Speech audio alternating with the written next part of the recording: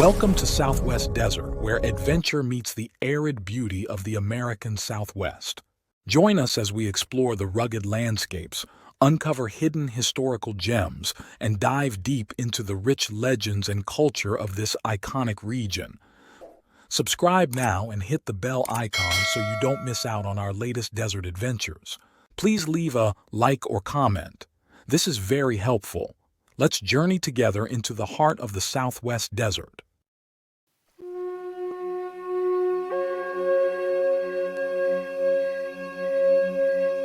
It's January 1830, and Rafael Rivera has been missing for 6 days in the Nevada desert. His companions from Antonio Armijo's trading expedition are starting to panic.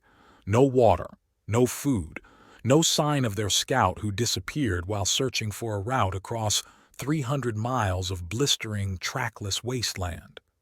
Then, on the 7th day, Rivera stumbles back into camp with news that will change the American West forever. He's found it, a path through hell itself that will make men rich beyond their wildest dreams, if it doesn't kill them first. This is the story of the Old Spanish Trail, 1,200 miles of the most dangerous, profitable, and legendary route in the American frontier. It's a tale of desperate men, impossible odds, and the relentless pursuit of fortune across landscapes so brutal they would break lesser souls. The Seeds of Destiny. The year was 1827, and the American West was still a mystery wrapped in blood and legend. Jed Smith's second California expedition had blazed new trails through territories most men considered uninhabitable. But where Smith saw exploration, others saw opportunity. Wolfskill-Yount learned this lesson during the winter of 1827–28. Leading his trapping band toward the Mojave villages, Yount was riding high on dreams of beaver pelts and California gold. But when a Yuma Indian brought word of Smith's massacre, Yount's blood ran cold. They turned back, but the seed had been planted. There was a route to California if one was brave enough to take it. By fall 1829, that bravery was spreading. Ewing Young, accompanied by young Kit Carson, followed the trail from the Colorado River to San Gabriel Mission. Meanwhile, Thomas "Peg Leg" Smith was trapping the Virgin River before taking Smith's 1827 route to dispose of his fur packs in Los Angeles. But these were just appetizers. The main course was coming. The Great Gamble. William Wolfskill was a businessman, not a romantic. When he looked at the vast wilderness between New Mexico and California, he saw profit margins. His partner, George Yount, shared this practical vision. Their plan was elegantly simple and devastatingly dangerous. Trap their way to California, sell their pelts at San Francisco Bay, invest every penny in large California mules, and drive them back to Santa Fe where they could sell for 5 times their purchase price. By the time Wolfskill joined Yount in assembling their party of 21 men, September was dying, and winter was stalking the high country. They left Taos with horses, pack mules loaded with beaver traps, trade goods for the Indians, and supplies for a 2-month journey. At Abaquiti, destined to become the eastern gateway to the Old Spanish Trail, they bought 4 fat steers for fresh meat. The Wolfskill-Yount party crossed the Colorado and Green Rivers, then pushed north toward the Uinta Mountains. Instead of following existing routes, they demonstrated intimate knowledge of the terrain that allowed them to cut through interior valleys, saving precious time and distance. But the mountains had other plans. By November, when they reached the Sevier River, winter had arrived with a vengeance. 2 to 3 feet of snow slowed their progress and turned familiar landmarks into unrecognizable white monuments. In this frozen hell, they made a navigation error that would accidentally create 75 miles of what would become the established trail. They turned left when they should have turned right, becoming lost in a landscape that seemed designed to kill them. Sometimes, however, being lost is exactly where you need to be. The Accidental Pioneers.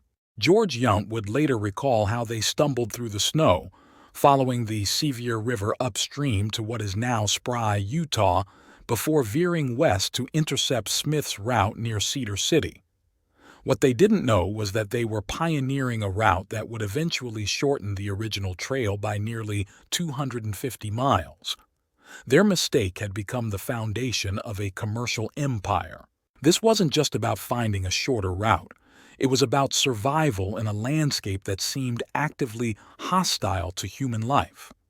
The eastern Utah section stretched across high, broken wasteland almost entirely devoid of vegetation, with water sources so scarce that men would kill for a muddy trickle. The passage through the Wasatch Mountains was a nightmare of rugged terrain and barely passable canyons. And then there was the final quarter, 300 miles of blistering desert completely destitute of game and nearly barren of grass and water. Yet men continued to cross it, because on the other side lay California, and California meant opportunity. The merchant prince, Antonio Armijo, was a different breed of pioneer. Where others saw obstacles, he saw business opportunities. In November 1829, this Mexican entrepreneur set out from Abiquitti with 30 men and a mule train loaded with New Mexican manufactured goods, hand-loomed blankets and serapes that would prove more valuable than gold in California markets. But Armijo faced a problem. It was too late in the season to take the northern route through the Uinta Mountains. So he chose to cross the Continental Divide and forge a completely new path through territory that existed only as blank spaces on maps. His route took him northwest up the Canyon Largo branch of the San Juan River, exiting New Mexico at the Four Corners. Here, he encountered 6 Navajos and hired one as a guide, paying him with 11 mares for protection and navigation through hostile territory. Using Father Escalante's 50-year-old map, Armijo's party traveled directly to the crossing of the Fathers, where they led their animals up from the canyon over the same rough steps that Escalante's party had carved into the sandstone decades earlier. After crossing the Colorado River, they acquired guides from Western tribes, men who had never seen horses and were terrified by these strange beasts. And then Rafael Rivera disappeared. The Mystery of the Missing Scout. January 1st, 1830. Armijo's diary entry is terse and terrifying. Citizen Rafael Rivera is missing from the reconnaissance party of the day before. In the trackless desert of what would become Nevada, losing a man wasn't just bad luck. It was a death sentence for the entire expedition. Rivera knew the way forward. Without him, they were lost. January 5th.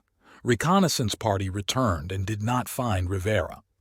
The situation was becoming desperate. Food was running low, water was scarce, and the desert stretched endlessly in all directions. January 7th. Citizen Rivera returned and announced that he had discovered the villages of the Cucha Paiuches and Hayatas. Rivera had found the Paiutes at the warm springs near Las Vegas, and in doing so, he had discovered the key to crossing the Great Desert. The Trail of Bones.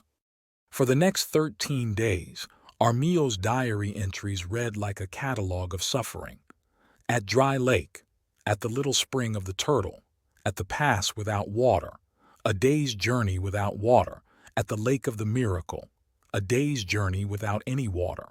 This was survival stripped to its essence, moving from one precious water source to another across a landscape designed to kill everything that lived. But on January 21st, Armijo made an entry that would change everything.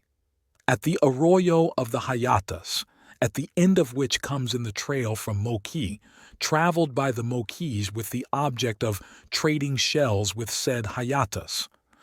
Armijo had discovered something extraordinary. A trading route that had been used for centuries by Pacific Coast Indians to exchange shells with tribes along the Colorado and Virgin Rivers. He had found the ancient highway through the desert, and it would become the foundation of a commercial empire. The desert crossing was double the length of routes taken by previous explorers. Armijo's diary entries become increasingly desperate. Up the same arroyo, along this arroyo, We ate a horse. We ate a mule belonging to Miguel Valdez. They were following the dry bed of the Mojave River, consuming their own transportation to stay alive. It was a race against death across 300 miles of hell. The rescue. On January 27th, salvation appeared in the form of a relief party from San Bernardino Ranch. Armijo's brief entry. We met the reconnaissance party with supplies and men from the ranch of San Bernardino doesn't capture the emotion of that moment, but one can imagine the desperate gratitude of men who had stared death in the face. The Californians were delighted with the bright New Mexican woven goods and even more delighted to trade them for horses and mules that had become so numerous they were considered almost worthless. Within a month, Armijo's merchandise had been exchanged for several hundred animals, creating profit margins that would make modern investors weep. But the return journey brought new dangers. The Navajos robbed Armijo of some of his animals. Yet on April 25, 1830, he arrived in the jurisdiction of Jemez, having completed the first successful commercial expedition on what would become the Old Spanish Trail. The Highway of Gold. The numbers tell the story of what Armijo had accomplished.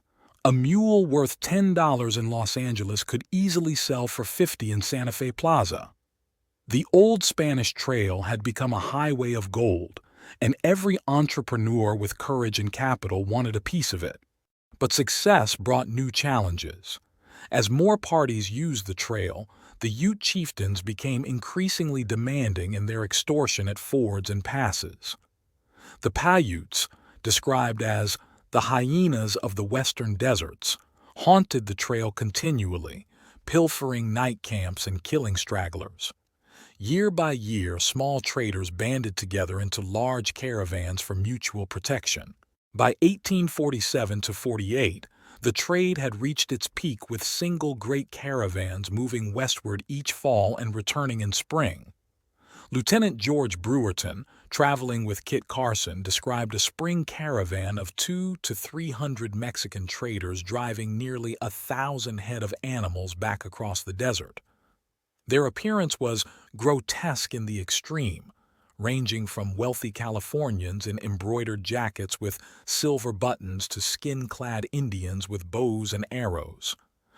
The irony wasn't lost on Brewerton.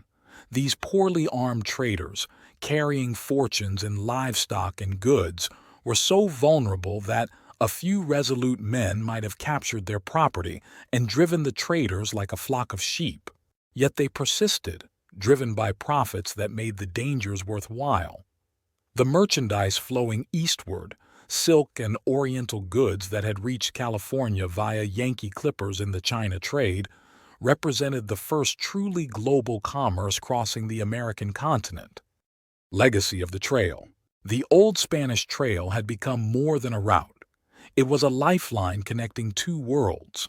From George Yount's accidental discovery of a shortened route to Antonio Armijo's pioneering commercial expedition, from the desperate survival tactics of desert crossing to the organized protection of great caravans, the Old Spanish Trail embodied everything that made the American frontier legendary: incredible danger, extraordinary courage, and the relentless pursuit of opportunity in the face of impossible odds.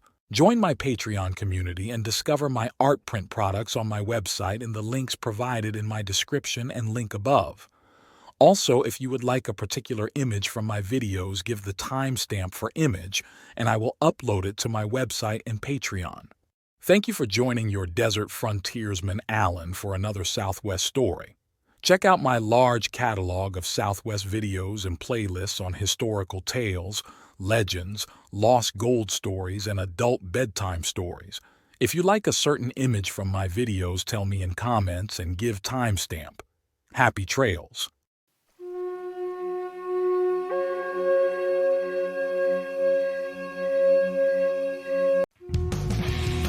Thanks for watching.